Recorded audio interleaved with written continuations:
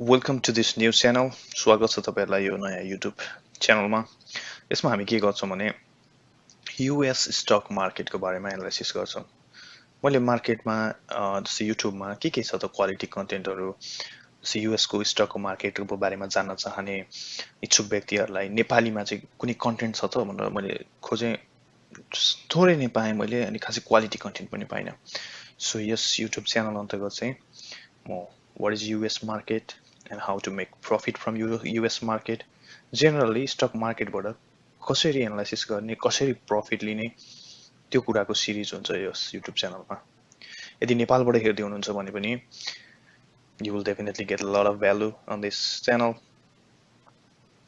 किनभने stock मार्केटको analysis भनेको जुनै देशमा पनि मिल्छ। This is all about the psychology of people, this is all about the greed, this is all about the money, लोभ पैसाको बारेमा हुन्छ स्टक मार्केट र त्यसकै एनालाइसिस गर्न सिक्नु, मान्छेको साइकोलोजी बुझ्न सक्नु, के भइरहेको छ चार्टहरू बुझ्न सक्नु नै स्टक मार्केटको एनालाइसिस हो। जुनै देशमा पनि काम लाग्छ, तर मेन फोकस चाहिँ युएसको स्टक मार्केट हुनेछ। कुनै पनि एउटा हामीले चार्टहरू एनालाइसिस गऱ्यौँ भने त्यो स्टक युएसको स्टक हुनेछ। सो मेन फोकस चाहिँ त्यहाँ हुनेछ, तर सबैलाई काम लाग्नेछ। स्वागत छ यो च्यानलमा फेरि पनि। So before we begin, so what is stock? यो बेसिक भिडियो हुनेछ, यो आजको भिडियो एकदम बेसिक हुनेछ। What is stock? शेयर भनेको के हो, स्टक भनेको के हो, मेन कुरा त्यो जान्नु छ। अर्को भनेको स्टक एक्सचेन्जेस भनेको के हो, सुनिरहेको टर्म हो stock exchanges, New York stock exchange, Nasdaq, सुनिरहेको चिज हो। के हो त तिनीहरू वास्तवमा? स्टकको ब्रोकरहरू भनेको के हो? ब्रोकर नाम सुन्दै डर लाग्दो लाग्छ, फसाइदिने पो हो कि के हो त्यो पनि बुझ्छौँ हामी। बाई एन्ड सेल सेयर्स, किन बेच गर्ने, त्यो सबै कुराहरू आजको भिडियोमा हामी कुरा गर्नेछौँ। बेसिक भिडियो हुन्छ, जस्ट टच अप। सेयर अथवा स्टक अथवा इक्विटी जे भने पनि एउटै कुरा हो। के हो त यो भन्दाखेरि कुनै पनि एउटा कम्पनी, जस्तै यो पाइ चार्टले यहाँ देख्न सकिन्छ, यसलाई एउटा कम्पनी सोचौँ। यो कम्पनीको भ्यालु सोचौँ, कम्पनीको पैसा, अथवा जस्तै यो कम्पनी किन्न मन लाग्यो भने यति एउटा फुल सर्कलको पैसा चाहिँ हाल्नुपर्छ हामीले, यति चाहिँ कम्पनीको भ्यालु हो। त्यो कम्पनीको भ्यालु मध्ये यो ब्लू पार्टले कभर गरेको चाहिँ इनसाइडरले किनेको छ, अथवा इनसाइडरको भ्यालु कम्पनीको सिइओ, कम्पनीमा काम गर्ने मान्छेहरू, इम्प्लोइहरू सबैले अलिअलि भाग छ यसमा कम्पनीको। सो यो इनसाइडरको भयो। बाहिर अरू इन्स्टिट्युसनहरू हुन्छ, इटिएफ्सहरू, तपाईँको म्युचुअल फन्डहरू, अरू ब्याङ्कहरू हो, तिनीहरूले पनि कम्पनीको केही हिस्सा किनेको हुन्छ, यति भाग इन्स्टिट्युसनलाई दिउँ। बाँकी भएको भाग कम्पनीको त्यो चाहिँ पब्लिकली ट्रेडेबल हुन्छ, पब्लिकले किन्न पाउँछ। तिनीहरूलाई चाहिँ स्टक अथवा पब्लिक सेयर्स अथवा इक्विटी भन्छ। हामी चाहिँ पब्लिक भयौँ, हामीले बाँकी भएको भागहरू किन्ने हो। थोरै किन्ने, धेरै किन्ने, आफ्नो एनालाइसिसले के भन्छ, आफ्नो बजेटले के भन्छ त्यसमा भर पर्ने कुरा हो। तर मेन कुरा स्टक, सेयर अथवा इक्विटी भनेको कुनै पनि एउटा कम्पनीको भ्यालु किन्ने हो, त्यति नै हो। अब किन्न त किन्ने स्टक मार्केट अथवा सेयर किन्ने कुनै पनि कम्पनीको, इक्विटी किन्ने, कसरी किन्ने, कहाँ किन्ने, कसले बेच्छ त?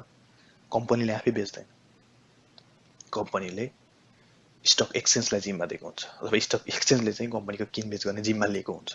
स्टक एक्सचेन्जलाई बजार जस्तो सोचौँ, बजारमा उसले विभिन्न स्टक्सहरू लिएर आउँछ अनि पब्लिकले किन्न पाउँछ। त्यो न्युयोर्क स्टक एक्सचेन्ज ठुलो बजार, न्यासड्याक ठुलो बजार, युएसको दुइटै, नेपालमा नेप्से भने जस्तो है। त्यसलाई चाहिँ स्टक एक्सचेन्ज भन्छ, किनभने एक्सचेन्ज गर्छ नि त त्यहाँनिर मान्छेहरूले, एउटाले किन्छ अर्कोले बेच्छ, एउटा प्लेटफर्म हो क्या। तर हामी पब्लिक अब कहाँ छ त स्टक एक्सचेन्ज भन्दै खोज्ने जाने कुरा त भएन है। कहाँ चाहिँ कसरी चाहिँ किनबेच गर्न मिल्छ भन्दा ब्रोकर हुन्छ। हामीले ब्रोकरलाई भन्छौँ मलाई यो कम्पनीको यति सेयर चाहिँ मलाई यति पैसामा दे भनेर हामी ब्रोकरसँग माग्छौँ। ब्रोकरले स्टक एक्सचेन्जबाट त्यो सेयर किन्छ त्यो कम्पनीसँग, अनि त्यो हामीलाई दिन्छ। त्यो गरे बापत उसले सडन फी लिन्छ। ब्रोकरको काम भनेको त्यो। ब्रोकर नथिङ डर लाग्दो केही पनि त्यस्तो होइन। ब्रोकर भनेको सिम्पली हामीलाई सजिलो बनाइदिन गएको, हाम्रो किनबेच गर्न सजिलो बनाइदिन गएको। हामी यति सेयर यति पैसामा चाहियो भनेर ब्रोकरसँग माग्छौँ, ब्रोकरले हुन्छ दिन्छु म तँलाई यति सेयर यति पैसामा भन्छ, त्यही अनुसार हामीलाई दिन्छ सेयर, तर सर्भिस दियो नि त उसले हामीलाई, त्यो सर्भिस बापत उसले फी लिन्छ। त्यही हो ब्रोकरले न फाइदा न घाटा, हामीलाई सर्भिस दिने मात्रै हो। अब युएसमा धेरै ब्रोकरहरू छ, Interactive broker, E Trade, Center Point Securities, TD Ameritrade, TradeStation, TradeZero, Robinhood, Questrade, अनेक छ ब्रोकरहरू। कुन ब्रोकर आफूलाई सुइटेबल हुन्छ त्यो छान्नलाई आफूले रिसर्च गर्नुपर्छ। अब यी भनेको त ब्रोकर्सहरू भयो, अर्को ब्याङ्क पनि हुन्छ, आफ्नै ब्याङ्कमा पनि हुन्छ, ट्रेड गर्न मिल्छ, सेयरहरू किनबेच गर्न मिल्छ, ब्याङ्कले पनि दिन्छ, हरेक ब्याङ्कहरूको हुन्छ आफ्नै ट्रेडिङ अथवा इन्भेस्टिङ अकाउन्ट, त्यो ब्याङ्कसँग बुझ्दा पनि हुन्छ, सायद धेरैले बुझि पनि सक्नुभएको छ। अरू फाइनेन्सियल इन्स्टिट्युसनहरू पनि त्यस्तो ब्रोकरको चाहिँ काम गरिरहेको हुन्छ। जस्तै यहाँ देख्न सकिन्छ, एउटा इक्जाम्पल दिउँ, यो ब्रोकरको प्लेटफर्म हो। जस्तै मलाई एप्पलको सेयर किन्न मन लाग्यो, अहिले 145.50 मा छ करेन्ट प्राइस भने, मलाई चाहिँ 140 मा आयो भने चाहिँ म किन्छु है भनेर मैले माइन्ड मेकअप गरेँ चाहिँ एउटा क्वान्टिटीलाई अहिले एक्जाम्पलको लागि 140 रुपियाँमा एउटा एप्पलको दाना भनौँ न, एउटा एप्पलको क्वान्टिटी चाहिँ एउटा किन्छु भनेर बसेको छु होइन सेयर। यो भनेको मैले कसलाई भने त ब्रोकरलाई भने, यो ब्रोकरको प्लेटफर्ममा बाई क्लिक गरेपछि उसले मलाई एउटा सेयर चाहिँ 140, यदि एप्पलको प्राइस 140 मा घटेर आयो भने उसले मलाई दिन्छ, त्यसको बापत सर्टेन फी लिन्छ, उसले सर्टेन डलर लिन्छ, ब्रोकर अनुसार आफ्नो हुन्छ। ब्रोकरले त्यति मात्रै होइन, यो प्लेटफर्म मात्र दिने होइन, ब्रोकर्सहरूले अब यो ट्रेडिङ प्लेटफर्म पनि दिन्छ कि, यस्तै चार्टहरू हेर्न, हिस्टोरिकल चार्टहरू, यो विकली चार्ट हो, वर्षौँ अगाडिदेखि कस्तो छ त प्राइस, बढ्दै आएको छ कि घट्दै आएको छ कि, यो कस्तो खालको चार्ट, यो के हो, गज्याङगुजुङ छ जस्तो लाग्छ होला। We will be clear about this, सबै कुरा जानिन्छ, कसरी हेर्ने, मेन कुरा यही हो, टेक्निकल एनालाइसिस, यो च्यानलले मेन कुरा यसमै फोकस गर्छ, कसरी जानिन्छ, how to make money, what confluence do we need, के कुरा चाहिँ हेर्नुपर्छ, के कुरा मिल्यो भने चाहिँ हुन्छ, no hard science, no rocket science, यस्तो यस्तो हुनुपर्छ, इन्जिनियरिङ ठ्याक्कै यो फर्मुला त्यस्तो कुरा होइन, यो कुरा भनेको एनालाइसिस गर्ने कुरा हो, हेर्दै जाने कुरा हो, सुन्दै जाने कुरा हो, बुझ्दै जाने कुरा हो, आफै आउँछ दिमागमा, यस्तो भइरहेको रहेछ, यस्तो हुनुपर्छ भन्ने कुरा हो। यो कुरा सब सिकिन्छ, यो च्यानलको मेन उद्देश्य नै त्यही हो, how to read charts, how to do technical analysis and how to use trading for living, यसको उद्देश्य नै त्यही हो। यसको बारेमा हामी व्यापक छलफल गर्छौँ, तर यो चाहिँ कसले दिन्छ त, ब्रोकर्सहरूले दिन्छ, अथवा ट्रेडिङ प्लेटफर्म हो। यो चाहिँ यो जुन देखिरहनु भएको छ स्क्रिनमा, यो टिडी अमेरिट्रेडको हो। सो बेसिकली ब्रोकरहरू भनेको त्यही हो है। वेज टु मेक मनी, अब स्टक मार्केटमा पैसा बनाउने तरिका, अथवा पैसा चाहिँ कसरी, प्रफिट चाहिँ कसरी हुन्छ त, मेक मनी भन्नाले अब जिरो पैसाबाट पैसा बनाउने चिज होइन, खनेर अथवा मेहनत गरेर बन्ने चिज त होइन, यसमा पैसा इन्भेस्ट गर्नुपर्छ, इन्भेस्ट गरे बापत कि फाइदा हुन्छ कि घाटा हुन्छ। फाइदा हुने तरिकाहरू चाहिँ के छन् त भन्दा दुईवटा छ, एउटा लङ पोजिसन, एउटा सर्ट पोजिसन। सुरुमा लङ पोजिसनको बारेमा कुरा गरौँ। लङ भनेको किनेर होल्ड गर्ने अनि बढेपछि बेच्ने, लङ पोजिसन।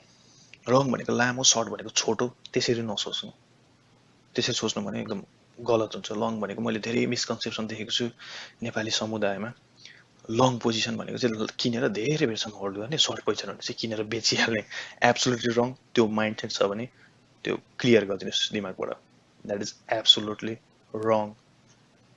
लङ पोजिसन भनेको लो प्राइसमा किन्ने, हाई प्राइसमा बेच्ने, that is called long position. Let me describe you with the example here. 550, जस्तै यहाँ स्टक प्राइस चाहिँ 550 मा हुँदा किन्यो अरे, अनि 1-2 दिनपछि चाहिँ 625 पुग्यो अरे स्टकको प्राइस, 625 मा बेच्यो अरे, $75 त फाइदा भयो नि त। कतिवटा सेयर किनेको छ, त्यो टाइम्स 75, त्यो गुणा 75 गर्यो भने चाहिँ त्यति फाइदा भयो नि त। एउटा सेयर किनेको थियो भने 75 रुपियाँ फाइदा भयो,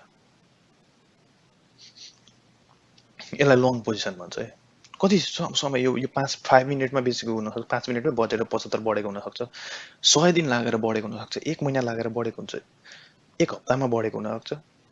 it doesn't matter the length of duration, it is long position. जे भए पनि यो लङ पोजिसन हो, 2 मिनटमै बेच्यो भने लङ पोजिसन हो। त्यस्तै अर्को इक्जाम्पल हेर्न सक्छौँ, यहाँ $4 हुँदाखेरि एउटा सेयर किन्यो भने पछि $5 मा गएर बेचिन्छ भने $1 फाइदा पनि, यसलाई लङ पोजिसन भनिन्छ। थोरैमा किन्ने, धेरैमा बेच्ने। Next, short position.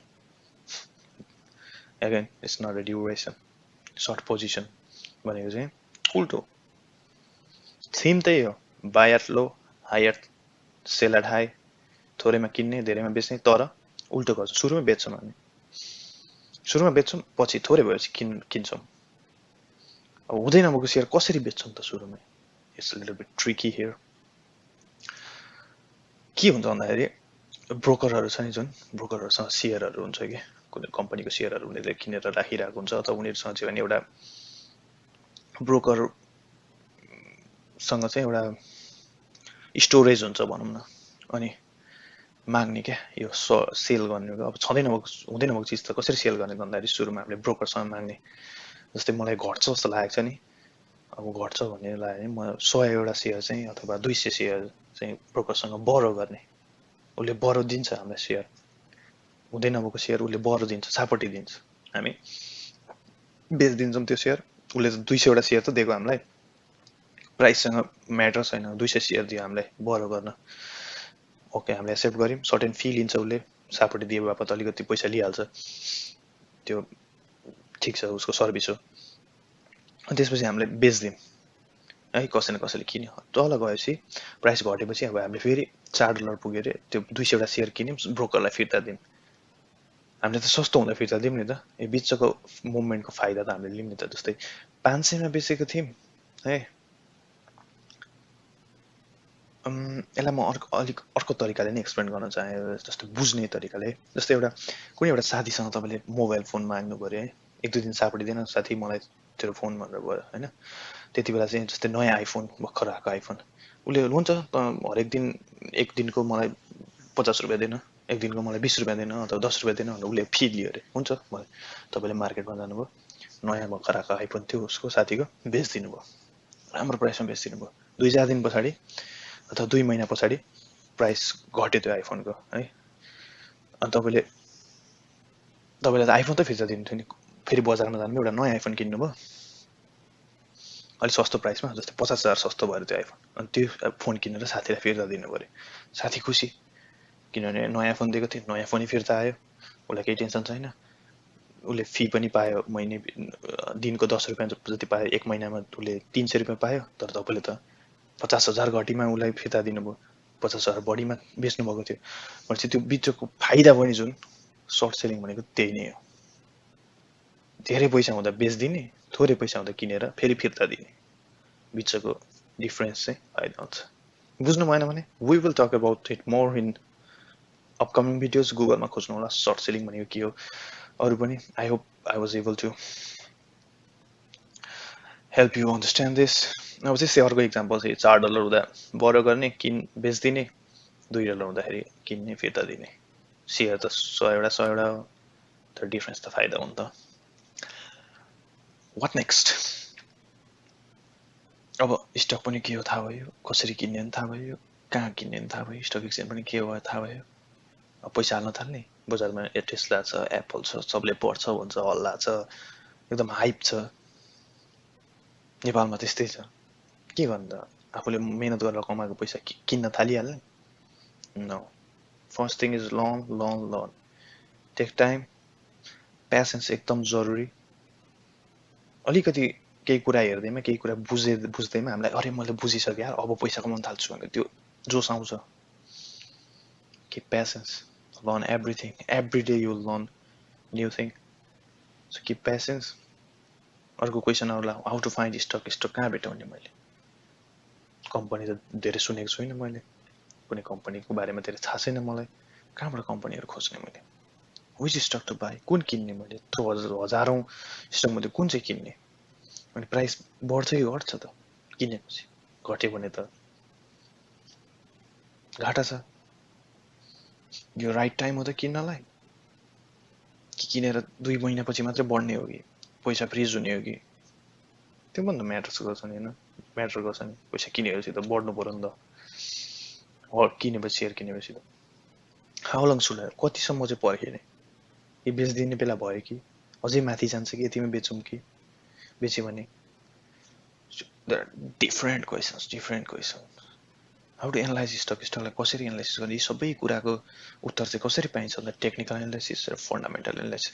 फन्डामेन्टल एनालाइसिसको बारेमा म खासै कुरा गर्दिनँ यो च्यानलमा, किनभने फन्डामेन्टल एनालाइसिस यो भ्यालु इन्भेस्टिङ हो। एकदम कम्पनी नै किन्ने अथवा कम्पनीको ठुलै हिस्सा किन्ने हो भने फन्डामेन्टल एनालाइसिस गर्न जरुरी छ। अथवा लङ टर्मको लागि राख्ने भने धेरै लामो समयको लागि वर्षौसम्मको लागि चाहिँ पनि एउटा कम्पनीमा किनेर छोडिदिने हो भने फन्डामेन्टल एनालाइसिस गर्न जरुरी छ। तर हामी भनेको चाहिँ सर्ट टर्म स्विङ ट्रेडिङ अथवा डे ट्रेडिङ, त्यसमा फोकस हुन्छ यो च्यानल चाहिँ। त्यही भएर टेक्निकल एनालाइसिसमा चाहिँ मेन फोकस हुन्छ। फन्डामेन्टल्स अथवा न्युजहरूले खासै असर पार्दैन। Can I learn it, main कुरा के हो, म बुझ्न सक्छु, के मैले जान्न सक्छु, के मैले पैसा बनाउन सक्छु स्टकबाट। इज इट ग्याम्बलिङ, ग्याम्बल गरेको जुवा हो यो, मलाई जुवा खेल्न त छैन। Can I learn it, can I make educated decision, of course you can. त्यसकै लागि छ यो च्यानल पनि। एकदम क्लियर हुन्छ कन्सेप्टहरू, कसरी किन्ने, कहाँ किन्ने, कसरी एनालाइसिस गर्ने, सबै कुरा च्यानलमा आउँछ बिस्तारै। And yes you can learn it. कसैले राम्ररी बुझाइदिन्छ भने, कसैले के हो भनेर कसैले क्वेसन सोद्धाखेरि उत्तर दिने मान्छे तपाईँले भेटाउनु भयो भने, yes you can definitely learn it and I will be there for you. Thank you for tuning, see you in next video.